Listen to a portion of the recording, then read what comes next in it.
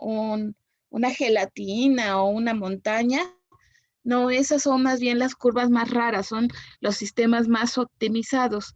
Las curvas pueden ser muy irregulares, pero siempre tendremos dos zonas de trabajo, una rica en portador y otra rica en agente de separación. De hecho, para productos de tipo activo, la mayor parte de las curvas son en abanico. ¿Qué quiere decir en abanico? Del lado de portador o del lado del agente de separación están abiertas, son una curva casi completa, y del otro lado casi todos los resultados convergen hacia una sola zona. Esos obviamente pues serán sistemas más difíciles porque todos los datos, todas las combinaciones que nosotros vayamos a hacer de entrada, pues se van a ir siempre hacia un mismo tipo de resultados. Y aunque eso no nos impide hacer todos los cálculos que se hacen en cualquier tipo de curva. ¿Sí? Entonces, vamos a retomar nuestro ejemplo. Vimos un ejemplo de un sistema precisamente de esos muy optimizado.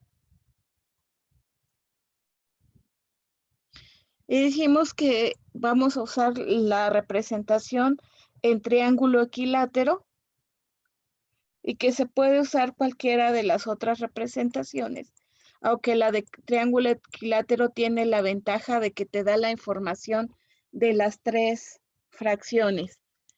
La del triángulo rectángulo a veces lo que tiene como inconveniente es que no te da suficiente información sobre el portador, y el portador para nosotros en particularidad para los productos que tienen solvatación, que quiere decir que se llevan gran cantidad de su portador dentro de su estructura, pues resulta muy importante verificar cómo están sus concentraciones, porque a veces el portador es el componente que más migra, no el soluto.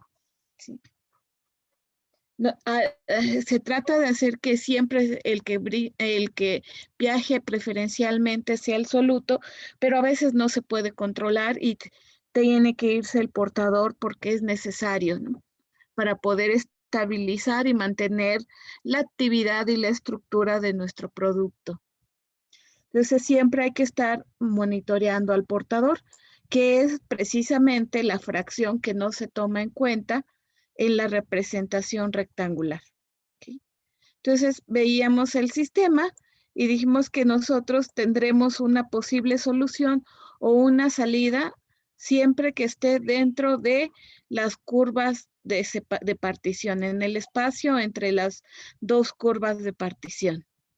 Generalmente pues será esta zona, la delimitada por la última línea de partición y todo lo que quede por abajo. Pero que nosotros teníamos que encontrar alguna forma de poder obtener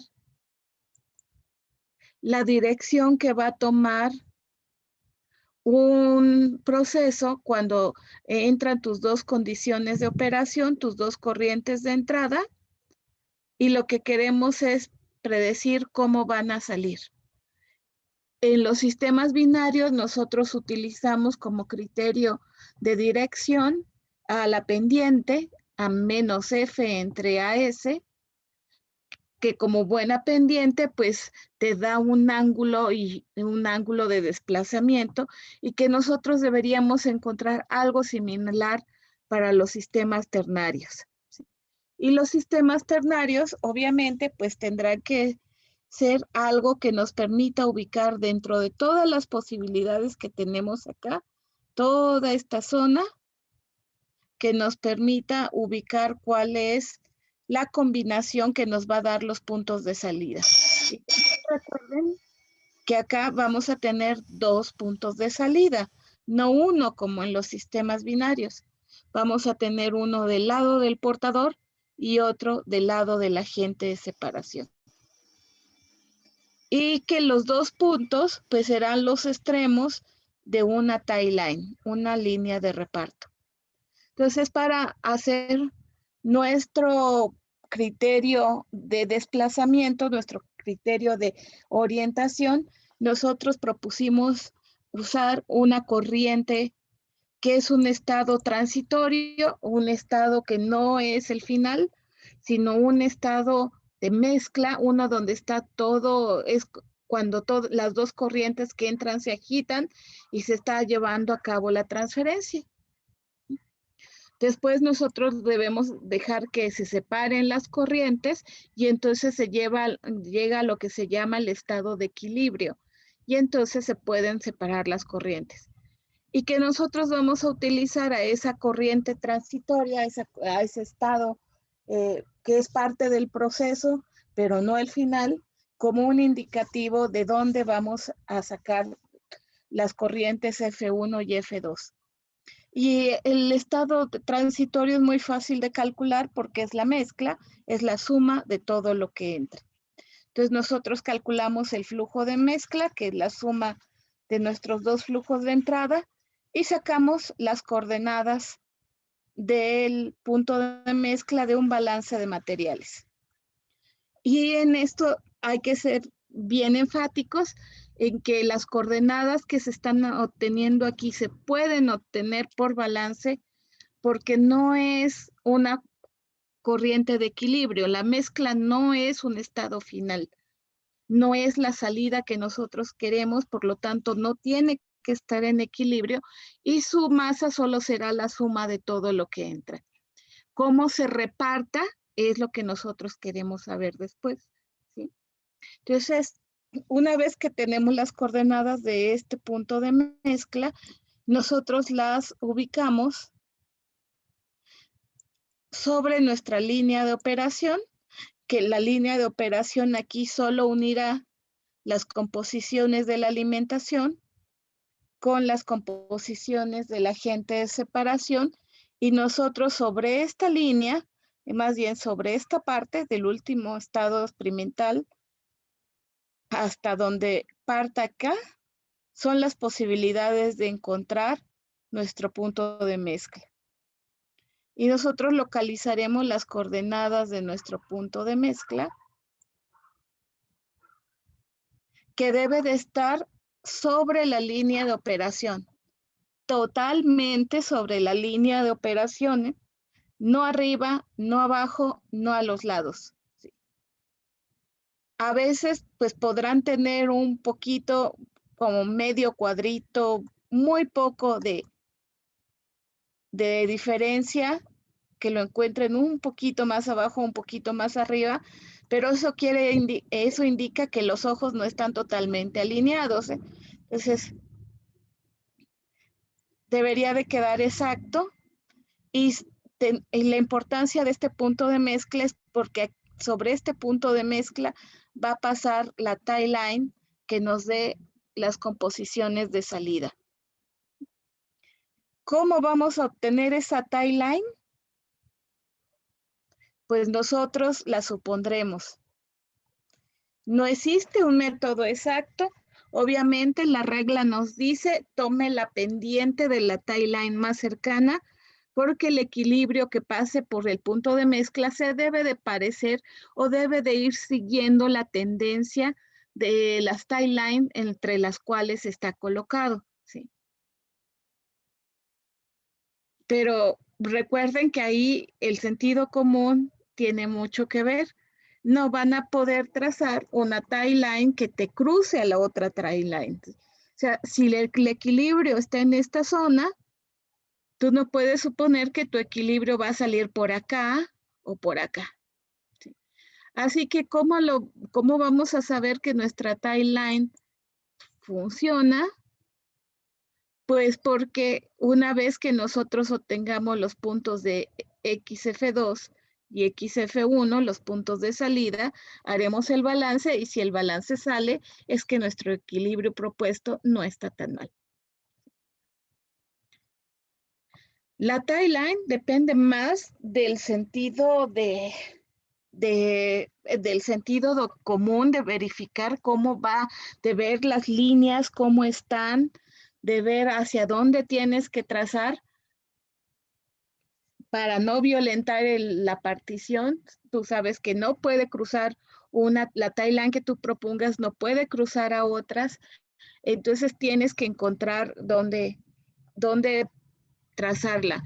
Muchas veces lo que se hace es que si tú tienes las timeline muy cercanas, por ejemplo,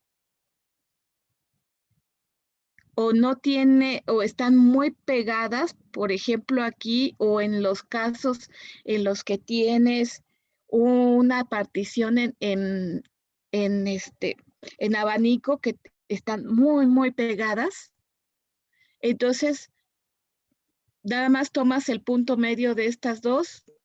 Esta sí tratas de que sea lo más eh, cercana a la partición que tienes por aquí, y tomas la de en medio de acá, tomas el de mezcla y lo pasas así. Esa es otra forma de poder trazarla, ¿sí? Cuando tengan los puntos muy cercanos, digamos que nuestro punto de mezcla esté por aquí, tomas la mitad de acá, lo unes con el de mezcla y lo prolongas hasta acá. Pero les digo, depende mucho del sentido común, y el sentido común de nunca de nunca jugarle al vivo, de tratar de ganarle al equilibrio. La partición es la partición, y ustedes saben que esa va a ocurrir, queramos nosotros o no. Se tarde lo que se tenga que tardar, pero la partición va a ser de esa forma. Nosotros la única forma que tenemos de modificar la partición es antes, cuando estás obteniendo tus sistemas, cuando los estás acondicionando. Una vez que tu sistema queda fijo y que ese es ya fijaste el pH, la temperatura, todo lo demás, tienes que jugar con las reglas del equilibrio. Tienes que usar las tendencias que el equilibrio te marque. Entonces, y es muy noble, no es tan de que no me va a salir, o si yo supongo por acá o supongo para allá, puede que no me salga. La verdad es que el equilibrio en las concentraciones que nosotros manejamos, sí, no puedes presumir que la partición de esta se parezca a esta, ¿no?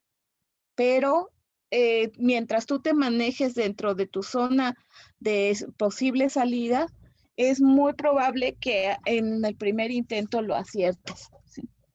Entonces, ya que nosotros tenemos esto, pues tenemos que trazar la tie line que pase por nuestro punto de mezcla, y los extremos de esa tie line pues nos van a dar las salidas. Vean que aquí es prácticamente totalmente paralela a nuestra línea de partición superior, que es la más cercana. Un ejemplo clásico, ¿no? Y ya que tenemos nuestra tie line trazada, pues los puntos de intersección con las líneas de partición, estos puntos de intersección son las salidas. No acá, no lo tienen que prolongar hasta los ejes, no es un punto de salida, o sea, no va a estar acá en medio. Recuerden que todo lo que esté por arriba de las zonas de partición, todo esto es una emulsión, es una corriente unida que no se separa. Entonces, solo los justo donde corte a estos puntos, a esta curva de partición, ahí están las salidas. Y pues nosotros leíamos esas composiciones la clase pasada y nos daba como 25 de soluto. Acá está el 20 y acá está el 25, y leímos las composiciones, ¿sí? Eso hay que obtenerlas casi siempre del diagrama, y no hay otra forma. Hay que leerlas, sea en diagrama triangular, sea en diagrama rectangular o como sea, hay que leerlas. Hay mucha gente que ha intentado hacer métodos analíticos, pero los métodos analíticos a veces te pueden servir yo lo usaba a veces para las simulaciones. Por ejemplo, esta zona se convierte en una zona recta, y pues con cierta forma lo tienes, acá ya no es una zona recta, es una curva de segundo grado. Y lo malo de usarlo eso es que si tú estás consciente que estás haciendo una aproximación, te puede servir, pero la mayoría quiere que el método les funcione siempre. Entonces, si pensarían que si aquí les da un ajuste lineal y acá uno de segundo grado, pues pensarían que todos los sistemas que vas a poner y siempre te van a funcionar y eso no es cierto. Te puede funcionar con este sistema y otro puede tener al revés, o pueden ser los dos cuadráticos o los dos líneas rectas o no se pueden ajustar. Hay tantas combinaciones que si tú conoces tu sistema y eres consciente de lo que estás haciendo y por qué lo estás haciendo, te puede servir y te puede ayudar mucho con los cálculos a hacerlo mucho más rápido porque no leerías, pero no es la generalidad, ¿no? Sirve para algunas cosas. Y por otro lado, el leerlo siempre te da la seguridad de que el sistema funciona, ¿no? Entonces, nos quedamos con estas composiciones, que del lado de F1 el soluto era 0.25, el portador 0.66 y el agente de separación 0.09. Y dijimos que siempre hay que verificar la sumatoria de los tres.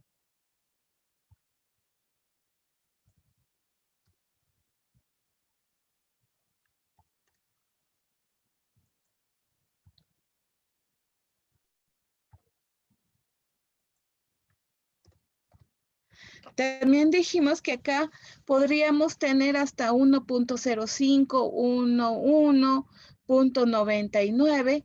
De 0.99 a 1.1 es como aceptable por error de paralaje de visión, ¿no? Pero nada más hasta ahí. No puedes irte a diferencias. Si aquí te sale 1.3 es que algo está mal, si te sale 0.70 también, ¿no?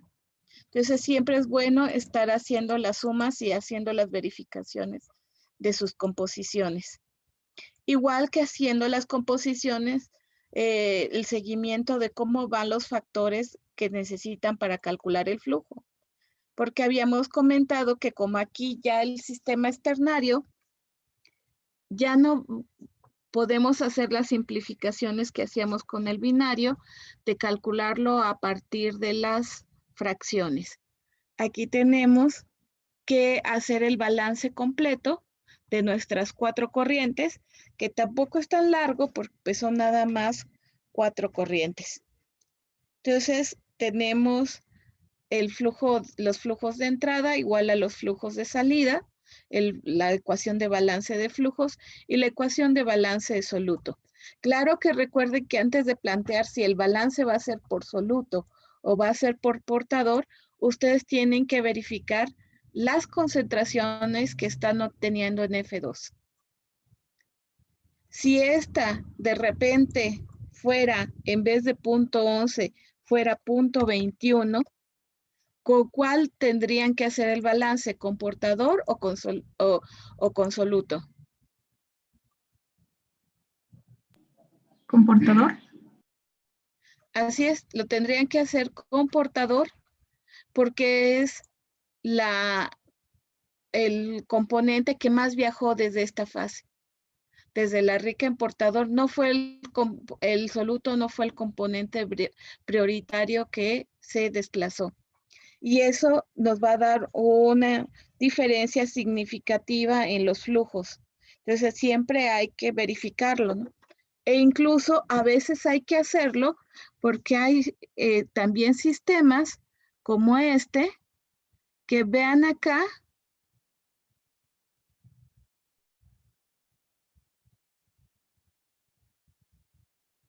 Una por aquí, estas sí tienen una ligera inclinación, pero muy poquita, ¿no? Por ejemplo, si coincidiera la salida con esta, tienes 10, 14 aquí.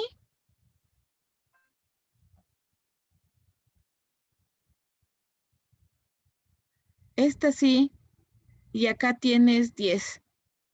Pues todavía nos puede dar una diferencia porque necesitas tener siquiera un 0.03 de diferencia entre las X, como para que no te afecte a los flujos por error matemático.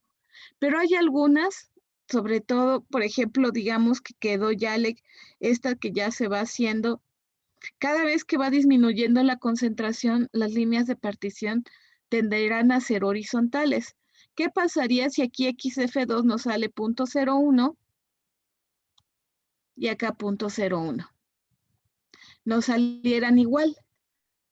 ¿Esto significa que no se pueden calcular los flujos?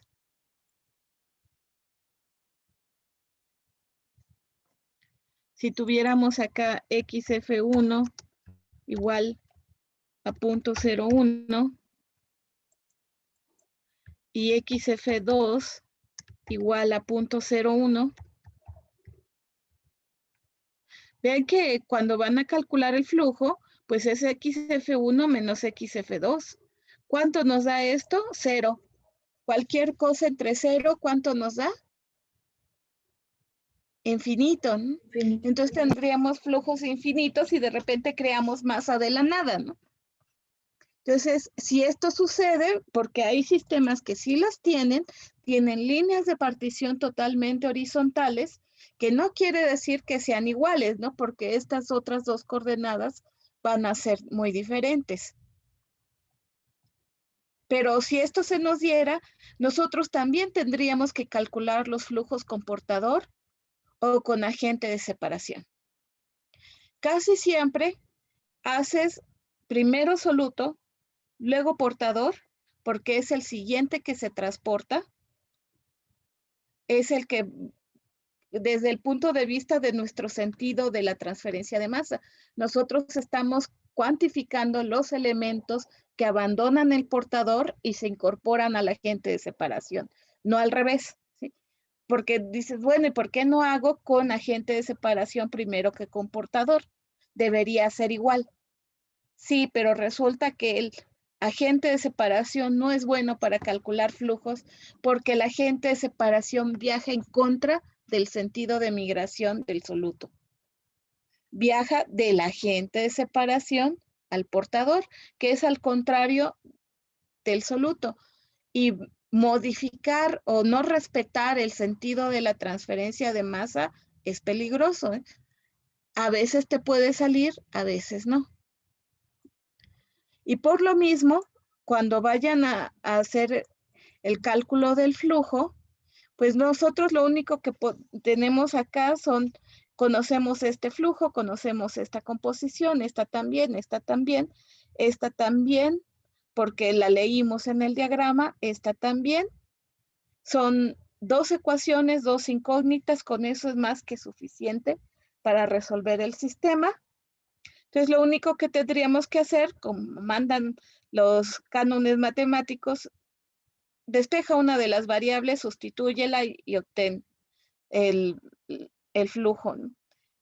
Casi siempre la primera que tenemos que despejar es F2. Debería ser indistinto, ¿no?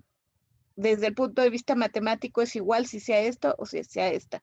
Pero recuerden que esa es la trampa de siempre de las ecuaciones de transferencia de masa.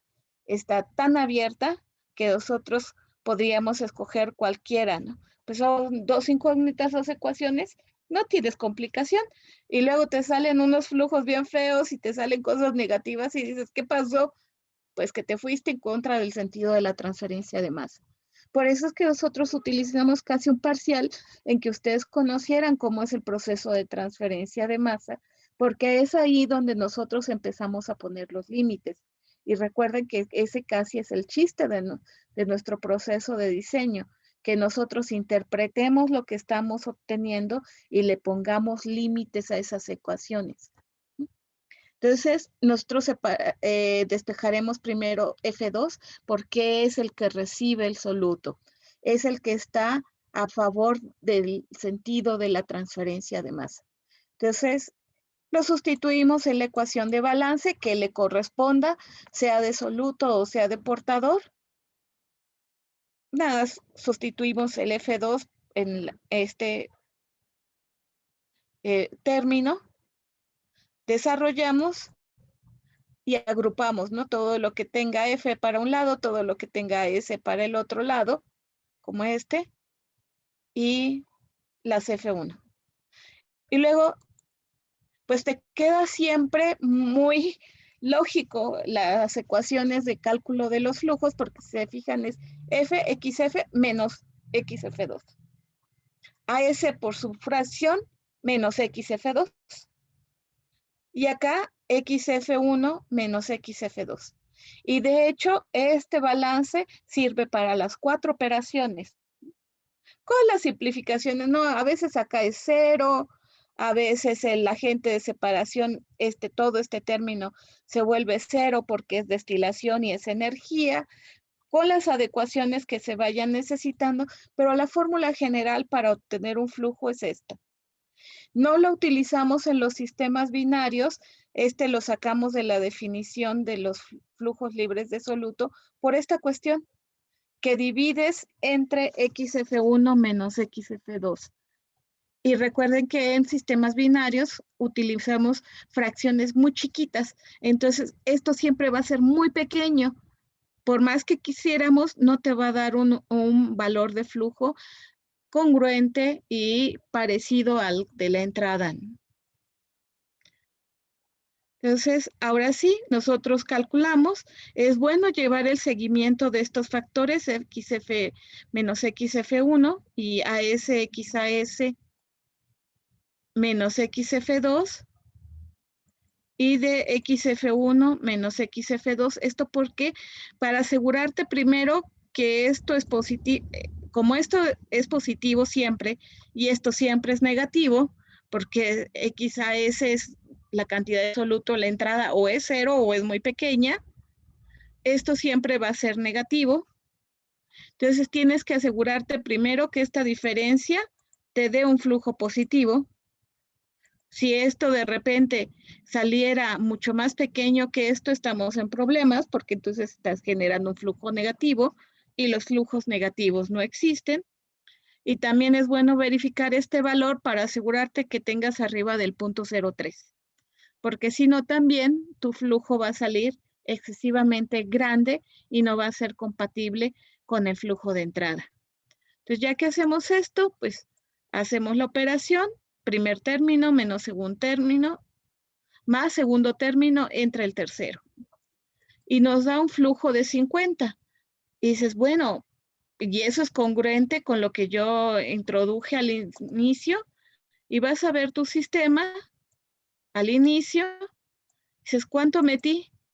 150. Dices, caramba, metí 150 y se fueron 100 kilos. Pues sí. Está muy al límite, pero porque tenemos nada más recuperamos una tercera parte de la fase rica en portador. Pero así funciona el sistema, ¿no? Porque no solo se fue soluto. De hecho, dices, ¿cómo es que se me fueron 100 kilos? Yo de soluto, al inicio, tengo 150 por XF, son 67.5. Dices, caramba, y se me fueron 100 kilos, se me fue todo el soluto y más. Pues no, no se te fue todo el soluto. Lo que pasa es que una parte de eso es portador. Y además, puede que hasta se te haya ido más de 100 kilos, porque estás recuperando una parte de soluto, de agente de separación, perdón. O sea, de estos 50 kilos que están acá, si nosotros multiplicamos el flujo de salida por la cantidad de soluto, pues resulta que estamos obteniendo 4.5 kilos de agente de separación. O sea, no se me fueron solo 100, se me fueron 104.5, nada más que me compensaron, me regresaron 4 de agente de separación. Entonces, después sacamos el F2 de la ecuación de balance de flujos y te da 325. Como sea, fíjese que estos dos, la suma de estos, pues nos debe de dar algo así. F más AS es igual a la mezcla e igual a F1 más F2. Y vamos a ver, ¿no? F1 más F2 son 375 kilos. M son 375 kilos y F más AS son 375 kilos. Entonces, pues al menos el balance de masa se tiene que conservar totalmente. Y ahora sí, ya que tenemos nuestros flujos, pues podemos verificar que el balance, sí, nuestra timeline propuesta fue buena. ¿Qué tendríamos que hacer? Pues verificar nuestras entradas. Vean que al inicio no tenemos una cantidad tan despreciable de agente de separación, de soluto en el agente de separación. Hay 6.7 kilos. O sea que cuando nosotros cuantifiquemos al final, aquí ya hay 61.71 en el flujo de salida. No todo este soluto que está acá fue transferido. Le tienes que quitar los 6.75 kilos que ya estaban de inicio. Entonces teníamos los 67.5 de soluto inicial, teníamos 6.75 de entrada, 74.25 kilogramos, y al final nos salieron 12 en la fase rica en portador y 61.7 en la fase rica en agente de separación. Aquí casi ni para hacer el error de entre las entradas y las salidas, ¿no? Porque están igualitos. Y vean que a pesar de que el sistema ternario dice que salió muy alto en una zona todavía que la fase rica en portador salió pues relativamente concentrada, que tiene todavía 25% de soluto cuando empezaste con 45, o sea, nuestro diferencial es este, y salió en una zona todavía muy alta de la curva de partición. En realidad recuperamos bastante. Nada más quedaron 12.5 kilogramos. Esto es por el flujo. Entonces sacamos nuestro KD, nuestro coeficiente de partición de la etapa. Debe de ser el soluto transferido, que es F2XF2, menos ASXAS. Recuerden que sí se lleva una cantidad bastante considerable de soluto en el agente de separación y entre nuestro soluto residual. O sea, la masa de soluto en F1. Y nos da un coeficiente, esto es F2 menos XAS entre F1XF1. Y nos da un KD de 4.4, que es bastante elevado en términos de separaciones. Recuerden que cualquier coeficiente arriba de 1 nos va a dar una muy buena separación. Y vamos a ver qué tal está la eficiencia de transferencia de masa. La eficiencia de transferencia de masa, pues tendría que ser el soluto transferido, que es otra vez F2XF2 menos ASXAS, pero entre la alimentación, el soluto inicial, y nos da una eficiencia del 81% en una sola etapa. Y eso es algo que hay que tener siempre muy en mente. La mayoría piensa que los sistemas de transferencia de masa ternarios, porque viajan los tres compuestos y tienen los tres compuestos en la corriente de salida, son malos, ¿no? Porque tienen más de dos componentes. Como tienen 3, pues piensas que es más difícil separarlos, más difícil recuperar y que son más complicados. Y resulta que no. Los sistemas ternarios son muy, muy eficientes. A veces mucho más que los sistemas binarios. ¿Cuál es la gran ventaja de los binarios para nosotros y por qué a veces pues tratamos de usar más los sistemas binarios que los ternarios? Pues son las cantidades que podemos manejar. Como ven, en un sistema ternario se necesita partir de alimentaciones relativamente concentradas.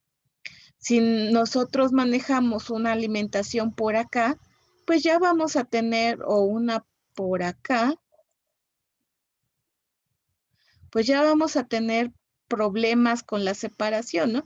Porque vas a separar muy poquito. Vean esto, si estuviera aquí, si fuera 5, 10, 15, aquí, 15% de soluto, y lo unes con este mismo agente de separación, pues tienes muy poca inclinación, lo cual te quiere decir que pues por más que le hagas, la tie line no te va a dar demasiada diferencia.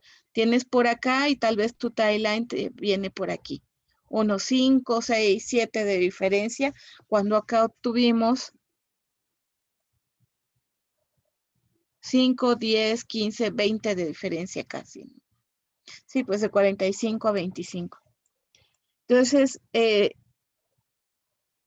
y obtener esas alimentaciones tan concentradas en productos muy específicos como los anticuerpos o los antibióticos o algunos de esos o los otros tipos de sustancias que tengan efecto como medicamento, pues es muy difícil.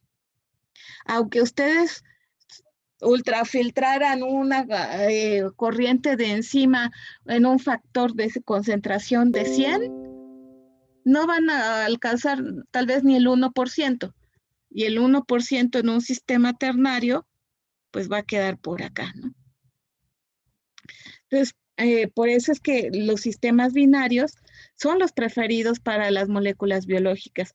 Y de hecho es el método oficial de la FDA para cuantificar la pureza, el índice NOW, el que se escribe KOW, que significa KD, o sea, partición. Octanol agua es el método oficial para determinar la pureza de los medicamentos y se utiliza mucho en farmacéutica. Y es el método oficial también para verificar la toxicidad de los compuestos ambientales. Entonces, pero los sistemas ternarios son bastante buenos. O sea, la cantidad de materia que recuperas en un sistema ternario es enorme, ¿no? Y de hecho, hay los sistemas de extracción de quinta generación. Ven que alguna vez ya habíamos comentado, pues que los disolventes orgánicos son los más primitivos y de los menos eficientes que hay para poder recuperar moléculas. Y después tienes hasta casi la sexta, séptima generación.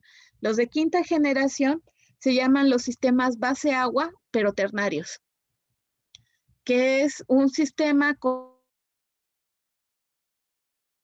más un polímero, pero la sal y el polímero están en concentraciones mucho mayores. Si tú pones agua más sal más polímero y el agua es al menos 80%, te da un sistema binario. Pero si tú pones agua más polímero más sal y el agua es 50%, se vuelve un sistema ternario y son buenísimos para recuperar productos. O sea que no hay que luego temer a los sistemas ternarios tienen esa ventaja, ¿no? Tienen una gran cantidad de materia.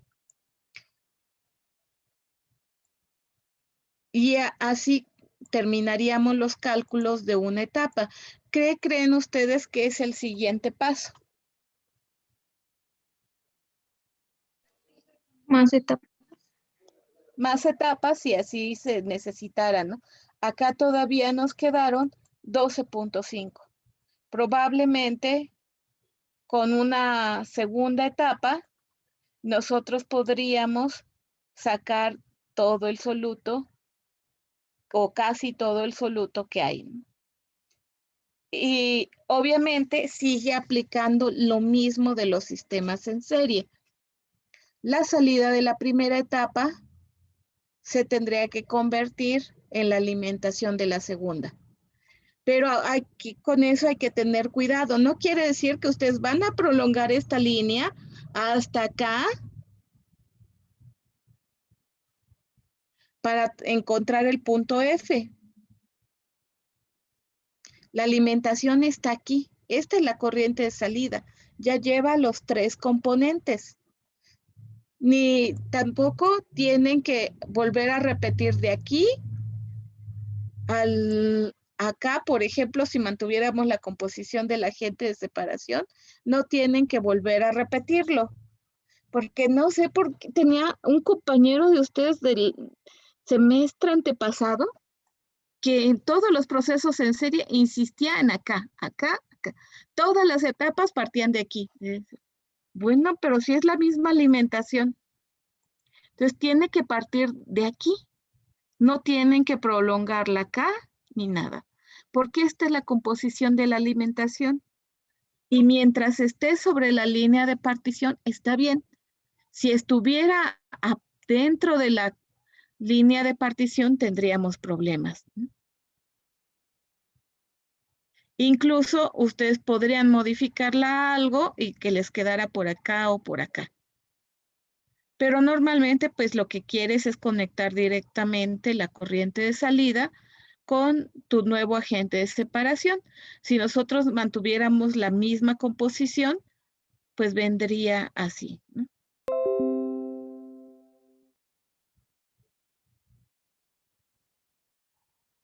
Y esa sería una nueva línea de alimentación. Entonces, vamos a poner un ejemplo de enlace.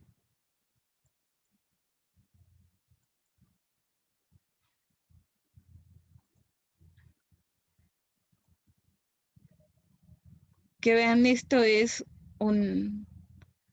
el sistema de extracción ternaria multietapas en serie. Y vemos que nosotros estaríamos en este caso, ¿no? Sale de tu primera etapa, pues debe entrar a una segunda etapa. Esto es para el ácido butírico y este es el papel isométrico que les comentaba antes, que lo pueden encontrar en papelerías técnicas. Creo que la que está al lado de UPIBI sí lo vende y varias que están en Zacatenco también lo venden, ¿no? Es un papel que se utiliza para hacer vistas de equipo, para hacer los diagramas isométricos o también para hacer diagramas ternarios. Ven lo único inconveniente acá es que por el número de rayitas que tiene una hoja de papel ternario, pues tu escala se te va a 2.5, no a 1 como teníamos. Y cada vez que abrimos la escala, pues perdemos un poco de precisión. Pero si lo hacemos bien, pues no deberíamos de tener tanto error o al menos un error que sí sea cuantificable, ¿no? Que sea aceptable. No errores de más de 3%, aunque sea ojométrico, no, por favor, ¿eh? Aunque digan que es que mis ojos no son iguales a los otros ojos, sí, pero todos los ojos tienen que hacer alinearse y trazar bien, ¿eh? Vean que este es un tipo de sistema ya de los nuevos, del ácido butírico de canol. Esto sale de algo como esto.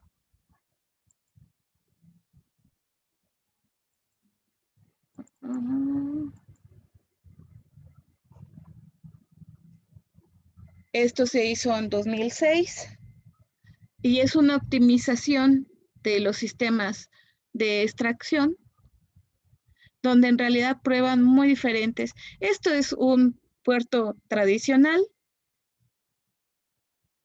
Así se puede hacer si ustedes tienen de estas botellas.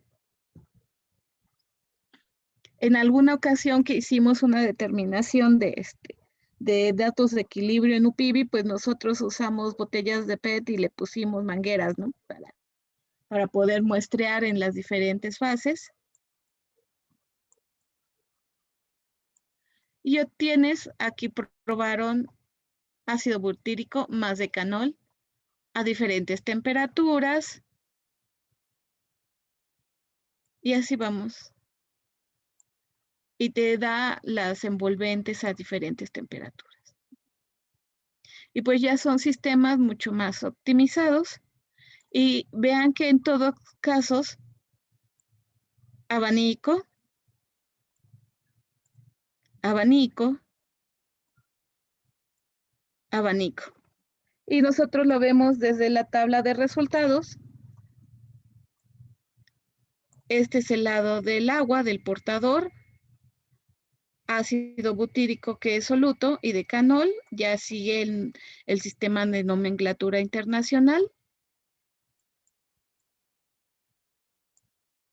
Y vean acá, uno de los componentes o varios componentes te dan 98, 97, 95, 94, 93, 92. O sea, vean lo que cambian, muy poquito. Sí, de esta a esta sí cambian 8, pero son varias, van cambiando de poco en poco, en poco en poco cada una de las líneas de partición.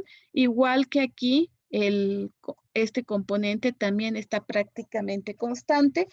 Y ya desde que ves datos de esta forma, sabes que tienes un componente en abanico. Y vean cómo el otro no está así. 85, 79, 33, 40, 9, 26, 4, 4, más o menos está un poco cerrado, pero no tanto, ¿no? Y eso es lo que nos da este tipo de datos. Eso quiere decir que con pocos cambios en el portador, obtienes cambios muy significativos en el agente de separación.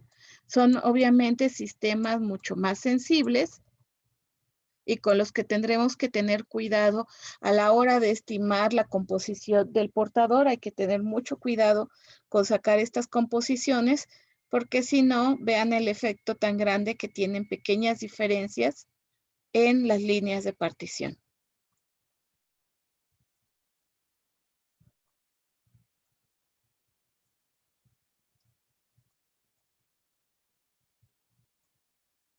Esto ya es la linealización de un sistema ternario, que es algo que después vamos a usar.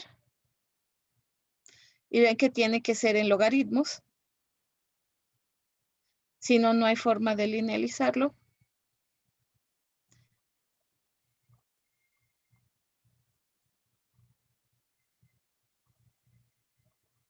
Luego, el ácido butírico, ¿para qué se ocupa?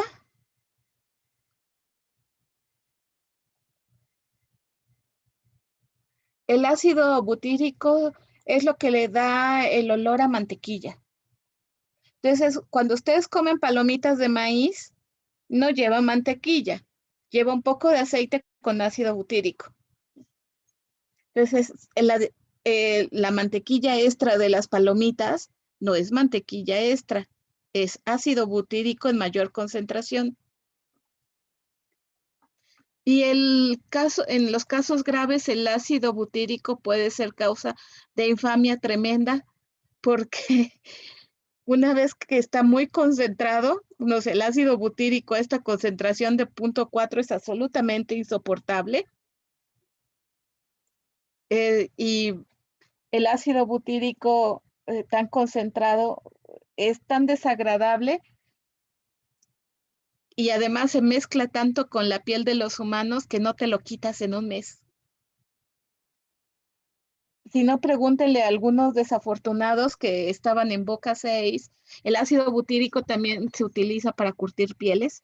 Entonces, cuando hace unos años, cuando estaba taxidermia en Boca 6, luego taxidermia estaba al lado de algo que le llamaban el Jardín de las Pasiones.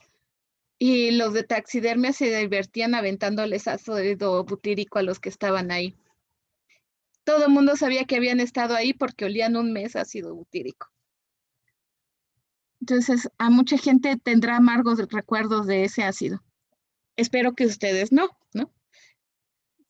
Y que no les toque inaugurar una costumbre como esa en Upibi. Entonces, Vean, este ejemplo es un ejemplo con 120, con punto 4 de ácido butírico. De verdad que debes de llevar mascarillas y todo equipo de respiración casi para poder soportar esa concentración. Relación hidráulica 1, un agente de separación puro, que es decanol, un ácido un alcohol de 10 carbonos. Punto de mezcla de 120, de 240 y una composición bastante bonita, bastante regular de punto 2, punto 3 y punto 5.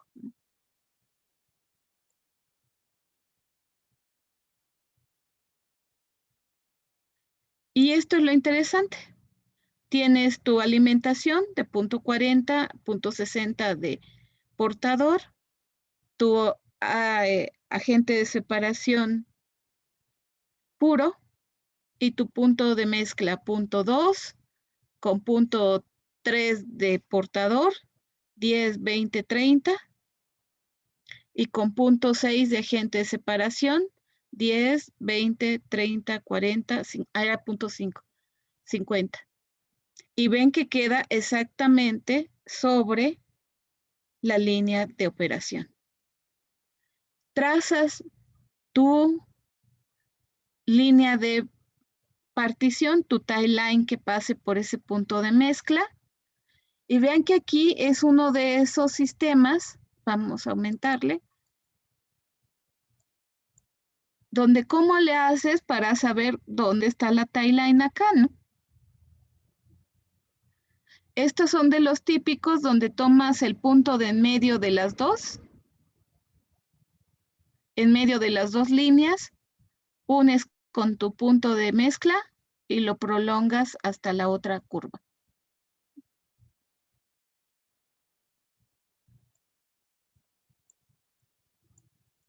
Y de ahí, pues vamos a obtener las composiciones.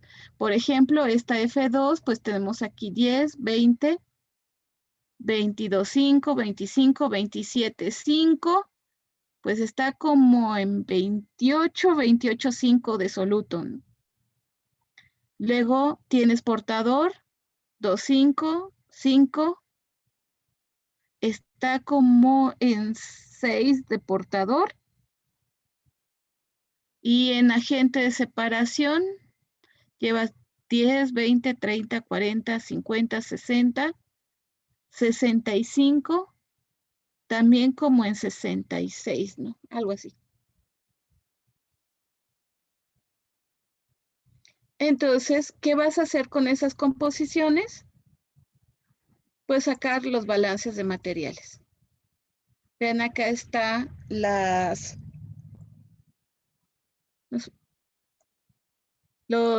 composiciones leídas, punto 26.5, punto 0.5, punto 68.5.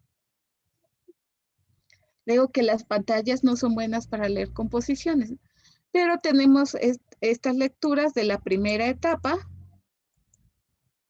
Hacemos igual nuestros cálculos para calcular F1.1 y F2.1. Y de los 100 kilos iniciales de alimentación nos fuimos a 69.3. Son mucho menos, el flujo es mucho mayor y vamos a ver cómo está la recuperación. Teníamos FXF 48 kilos a la entrada, 0 kilos de soluto en el agente de separación y de todos los 40 kilos, 48 kilos iniciales que teníamos, que eran 120, vean cuánto nos quedaron. Nos quedaron 2.77 y 45 los recuperamos. Esto es porque también el sistema está muy optimizado. Y ustedes se pueden dar cuenta cuando un sistema está muy trabajado, porque primero la curva va a ser bien bonita. Va a ser una binodal casi completa, ¿no? Bien bonita la curva, luego como una montaña, como una gelatina. Y la segunda, porque las curvas están muy inclinadas. Entonces, Nada más nos quedan 2.77 kilogramos. Un coeficiente de partición de 16. O sea, esto es una barbaridad, ¿no? Y una eficiencia de 94.22%.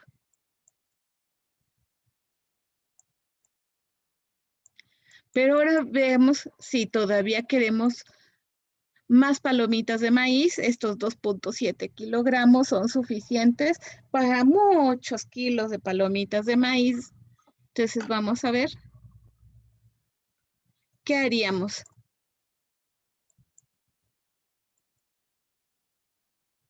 Pues nuestra alimentación, nuestra F1 se convertiría en la nueva alimentación. Entonces tomamos la salida de F1 y trazamos una nueva línea de partición, una nueva línea de alimentación, perdón. Vean que ya nos queda muy abajo.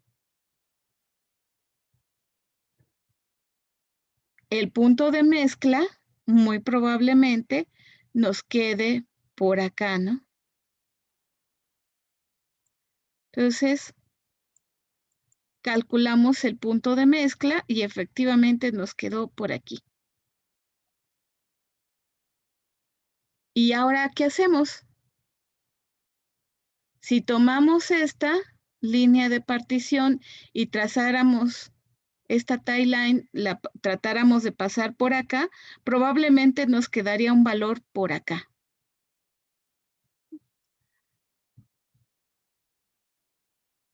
Vean que aquí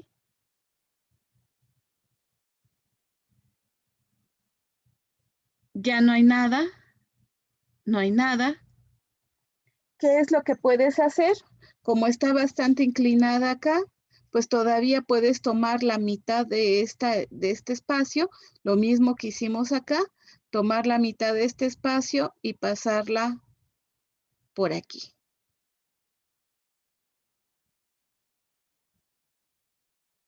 Si no nos sobrepasa esa inclinación a este punto, si nuestra tie line no se superpone a la tie line anterior, entonces así lo dejamos. Y si no, cuando el sistema ya está muy diluido, tu línea de operación debería de ser horizontal. Pero vean que aquí una horizontal no nos daría porque está en 2.5. Vendría acá y dices, bueno, aquí sí da, pero acá no. Acá estaría aquí. Y también sobrepasaría a nuestra tie line. Entonces esperemos que nos funcione el unir la parte del medio y prolongarlo hacia la otra curva.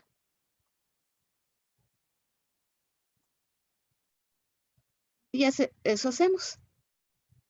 Y pues tenemos suerte porque no sobrepasa esta.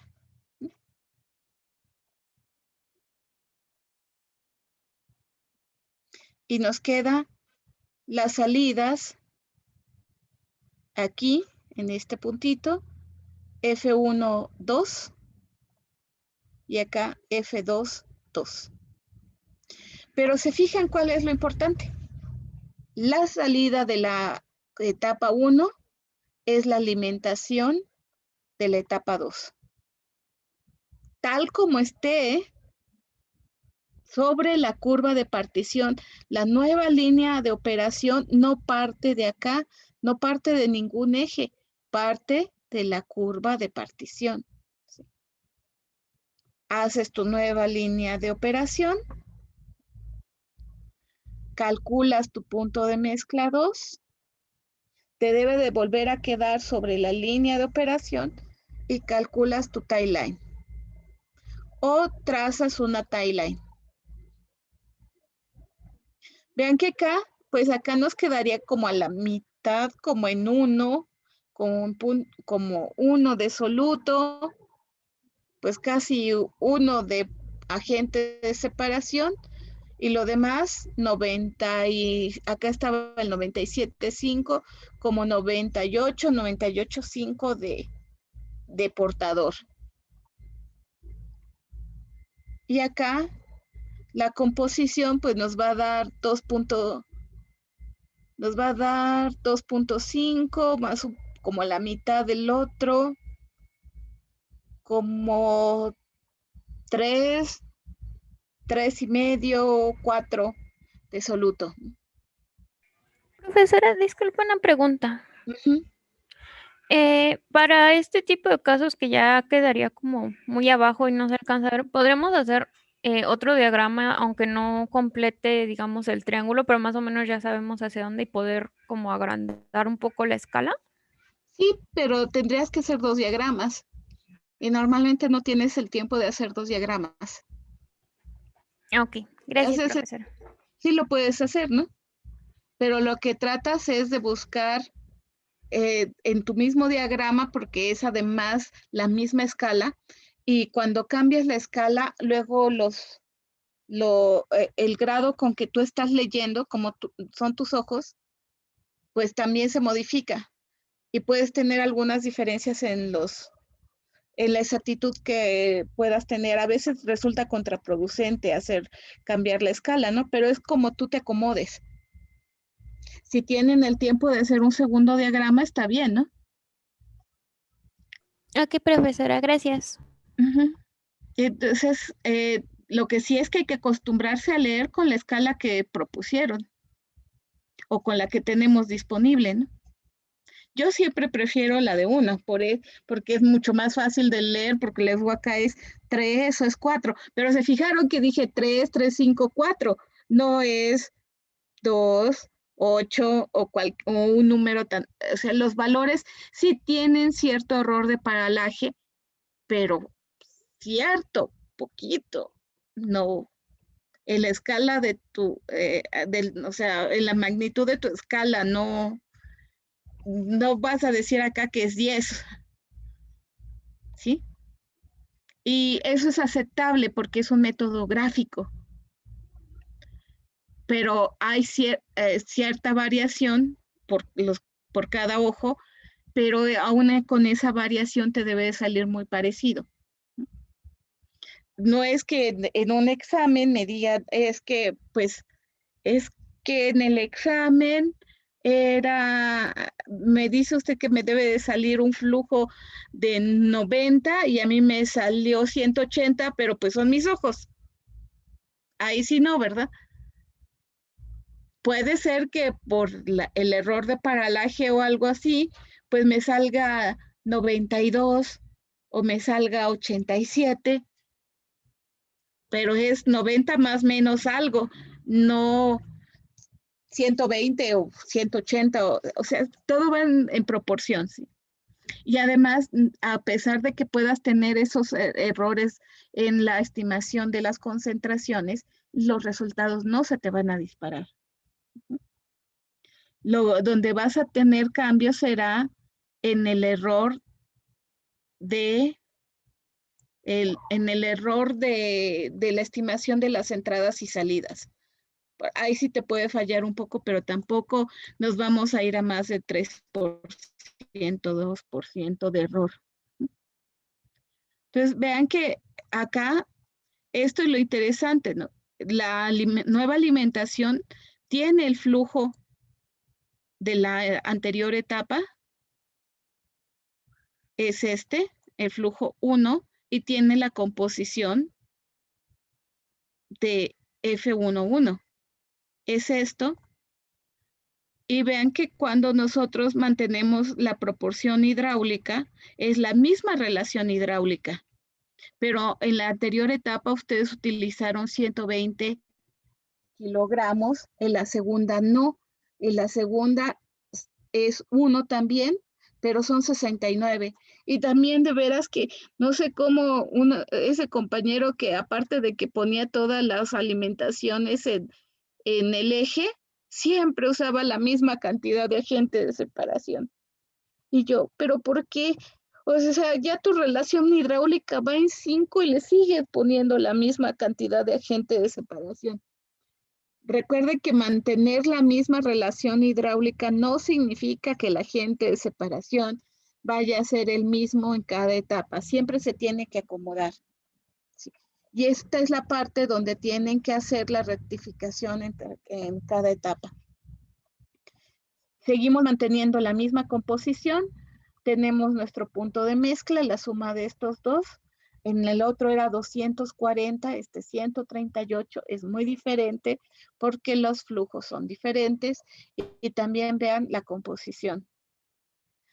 El primer punto de mezcla nos dio punto 2, punto 3, punto 5 y vean que acá se va punto 02 de soluto, punto 47.5 y punto 5. Y acá está lo que decíamos, F2, punto 02, punto 025, punto 95. Y acá, del otro lado, en F1, punto 1, punto 98 y punto 01. Que es más o menos lo que podíamos leer en el diagrama. Ya ustedes lo rectificarán cuando puedan ver, pueden imprimir uno de los diagramas para verlo. Vean cómo nuestro error entre las entradas y las salidas, 2.7733, 2.8531, que en realidad para hacer un método gráfico todavía está bastante bien, y ya tenemos un error casi al límite de lo que aceptamos, ¿no? 2.87.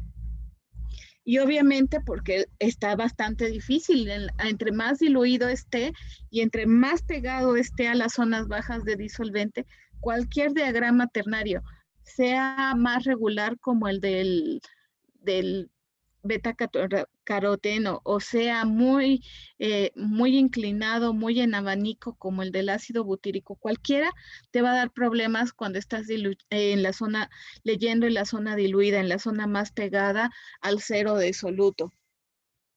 Pero para hacer un método gráfico todavía está bien nuestro error de estimación. El coeficiente de partición, vean que aún con todo, el otro en la primera etapa era 16 y acá es 3.36 y la eficiencia de tu etapa es de 79, todavía muy alta. Y la eficiencia acumulada de 98.8. Ya desde el principio teníamos una alta de 94. O sea, hay que ser congruentes que sí estamos sacando el 80%, pero el 80% de lo que quedó. Aún así, teníamos 2 kilos 77 que todavía entraban. Recuperamos 2 kilos 19 y nos quedó punto 65. ¿Qué harían ustedes? ¿Se irían a otra etapa? Aquí. Esta podría unirse con este.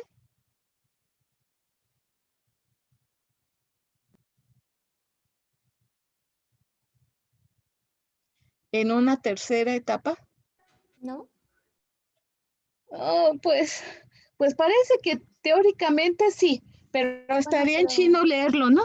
Ajá, y ya no sería muy conveniente, ¿no? O sea, bueno, sería gastar en otra etapa y en realidad no se recuperaría así es. tanto. En realidad, cuando ya tienes eso, lo que buscas es un sistema admisible. Si todavía valiera la pena recuperar esos 0.6 kilos de ácido butírico que está ahí, podrías intentar un sistema binario, ya no ternario, porque ya está lo suficientemente diluido como para ser ternario. Aunque vean también cuánto nos salió, ¿no? Teníamos 69 al inicio y nos salieron 65. Aquí ya casi no se transfirió ni portador ni agente de separación, casi se transfirió en forma preferencial soluto. Eso quiere decir que con el tiempo, pues el sistema va migrando hacia un sistema binario. Y eso pasa cuando tengan luego problemas en esta zona. Les digo que lo más conveniente a veces, si no tienen ya esta apertura del otro lado, es trazar una línea horizontal. Y una línea horizontal significa que el sistema se comporta como binario. De hecho, todos los sistemas ternarios, cuando les baje la concentración mucho, se convierten en binarios. Entonces, eso es lo que habría que hacer. Ya hasta ahí nosotros llegaríamos con un sistema ternario. Si todavía quisiéramos, pues exploraríamos un agente de separación o el mismo decanol en otras concentraciones o en otras condiciones para que el sistema se volviera binario. El chiste es que nosotros podemos ir sacando, va a haber un límite para las recuperaciones en serie. Aquí lo tuvimos en forma natural en 2 etapas. Si tuviéramos un sistema mucho más abierto, tendríamos que hacer algo similar a lo que hicimos con el sistema en binario, que nosotros calculamos la XF1N, pues nosotros tendríamos que hacer algo similar. Nada más que vean que acá nosotros sería muy difícil que la calculáramos, porque tendríamos que predecir cómo van a migrar los 3 componentes. En los binarios fue fácil de predecir, fue fácil de calcular, porque nada más migra uno, el soluto. E hicimos balances de soluto, lo que no esté en una fase está en la otra fase, y con eso fue suficiente para calcular la XF1N. Acá no. Acá lo que tendremos que hacer es seleccionarla, más bien que en vez de calcularla, la seleccionamos. Seleccionaremos un punto en esta curva y eso es lo que haremos de ejercicio la clase que viene. ¿Cómo hacer un sistema en serie cuando ya tienes el punto de salida o el límite de salida fijado? Esto que pasa en los sistemas de ingeniería química no sería lo normal, ¿no? Un sistema como el sulfural, como el ácido oxálico, no te daría estas curvas de partición. De esta forma, ni en 2 etapas sacarías casi todo. Estos son los sistemas, les digo, ya un poco más trabajados. Este es del 2006. Ya para nosotros es un poco viejo, ya supongo que habrá mejores para sacar el ácido butírico, pero está mucho más definido que los de hace 70 años, ¿no? O los de hace 100 años. ¿Hasta aquí alguna duda que tengan?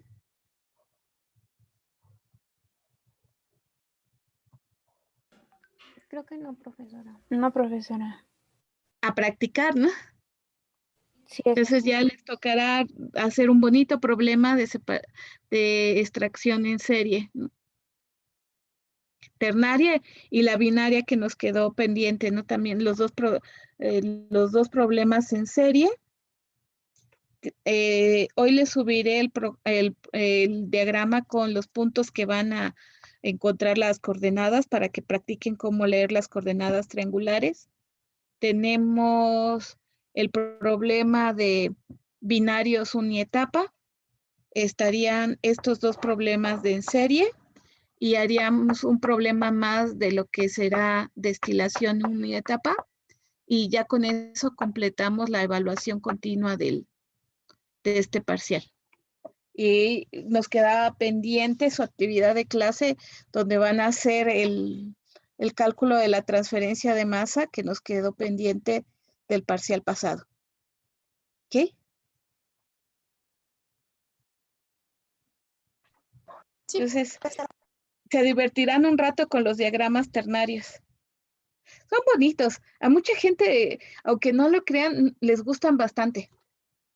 Le gustan más que los binarios o que destilación, tal vez, porque es gráfico.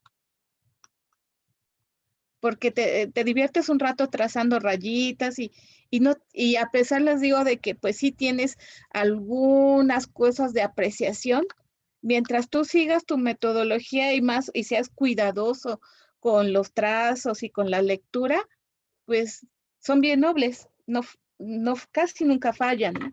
Entonces a muchos les gustan bastante, porque ojalá que todos lo pudieran hacer gráfico, ¿no? Cuando me le metes ecuaciones, entonces sí se hacen bolas, yo no sé por qué.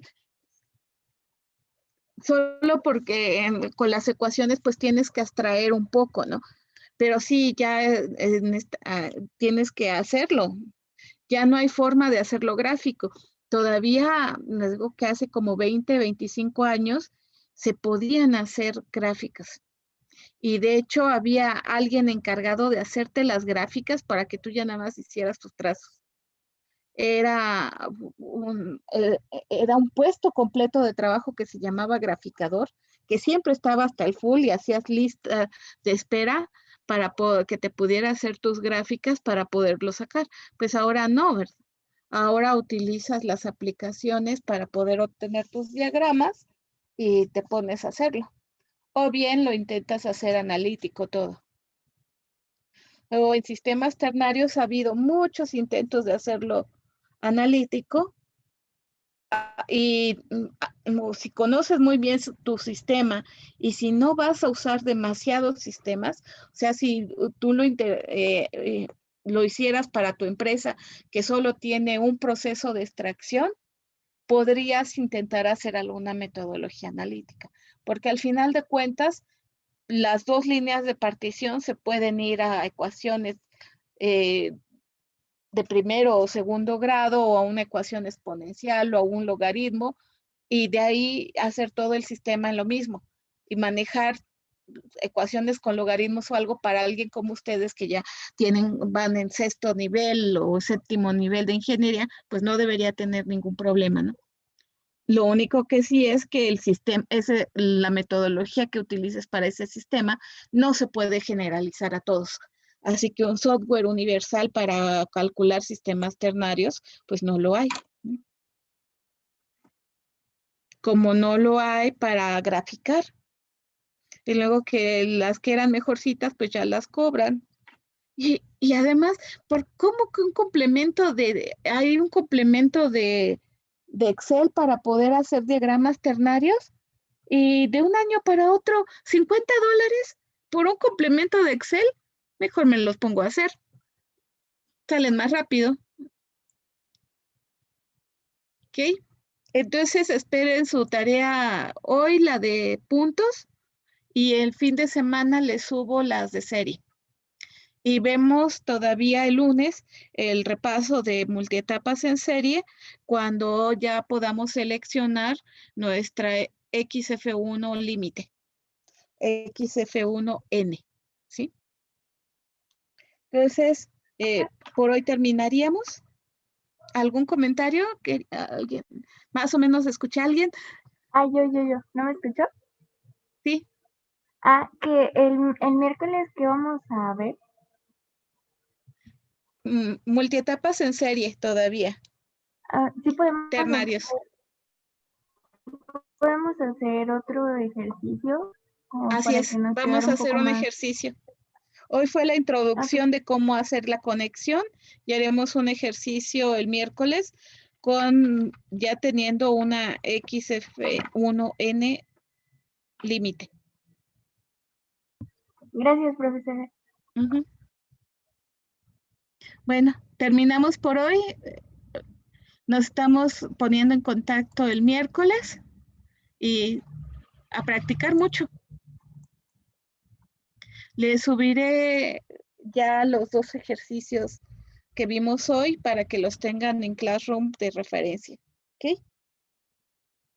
Hasta luego. ¿Y los puedes subir? Muchas gracias, profesora. Gracias, profesora. Gracias, profesora. Hasta luego, bye. Hasta luego.